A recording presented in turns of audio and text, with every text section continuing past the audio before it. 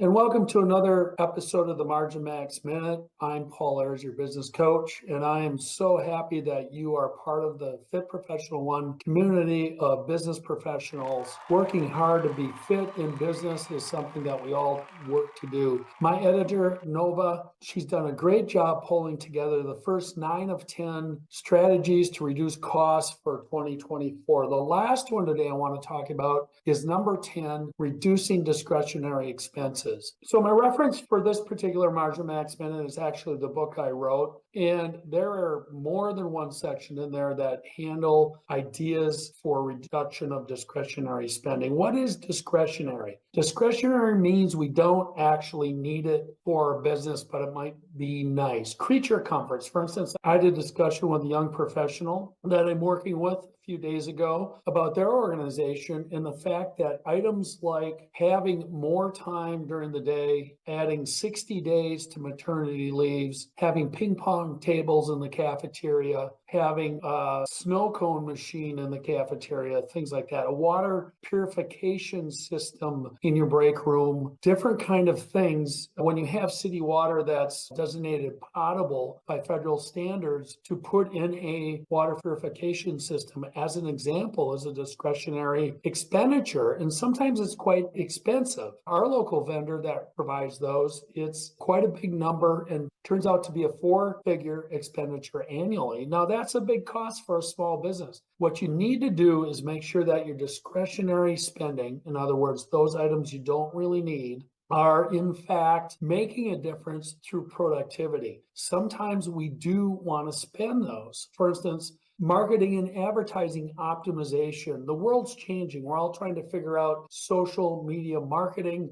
Artificial intelligence is coming, machine learning is coming, and there are a lot of companies out there in big areas. One example can be from the chief innovation officer of Cisco, the food company, who is focusing on his automation plan. We heard that in a free seminar put on by MIT. Why focus on automation rather than AI? Because there's so much to do and so many things to get done, where in that case, something like AI actually becomes a discretionary expenditure that you don't necessarily need to invest in to get that competitive advantage or edge on what your competition is actually doing. Of course, I want to remind the fit professionals out there that everything we say in business, and this is one of the beauties and challenges of business that I just love, is we can find exceptions to almost every single idea that we use in business in another genre, in another market segment, in another industry.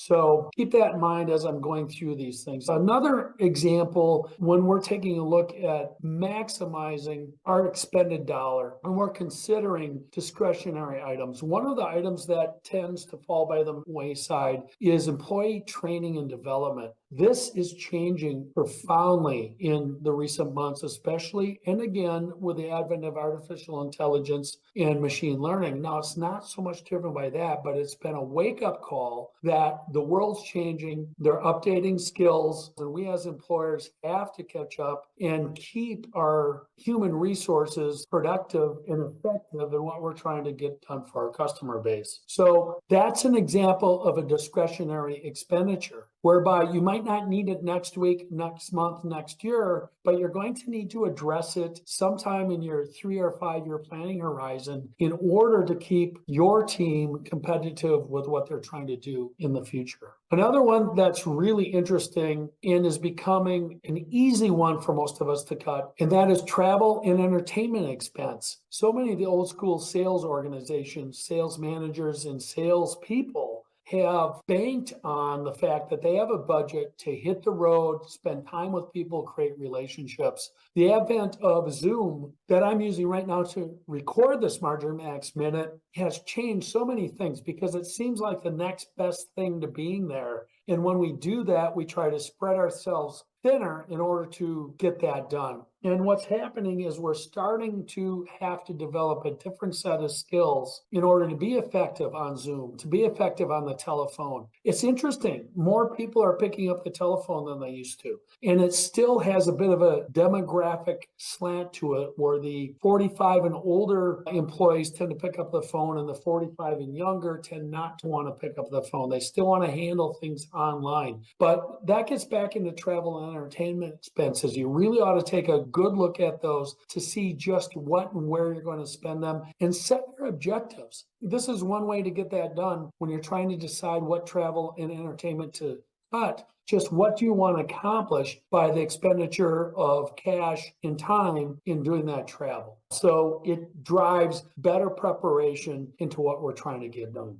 What's interesting about the whole idea of cutting discretionary expenditures is that often the discretionary expenditure will give us a competitive advantage. How do you do that? That's a difficult process, and you really have to understand your brand, the capability and competence of both your people and your corporation, and just what you're trying to accomplish, your objectives in light of what your customers are paying for, and just how you're contributing to how they make margin. That's a complex process. It gets back into strategic objectives. And that's part of business that, as a business coach, I just love, and probably has been one of my most effective contributions over time to creating big margin. And that is figuring out the right strategic assessment, strategic initiative, strategy, if you will, and how that actually rolls back into what your discretionary expenditures are to get that gap between you and your competitor for the benefit of your customer. So with that, I hope I've given you plenty to think about with these cost reduction strategies over these past 10 weeks. It was fun putting them together. Please check out both your email and the website for me summarizing these again in written form, adding a little bit different and more value to each article I publish out there.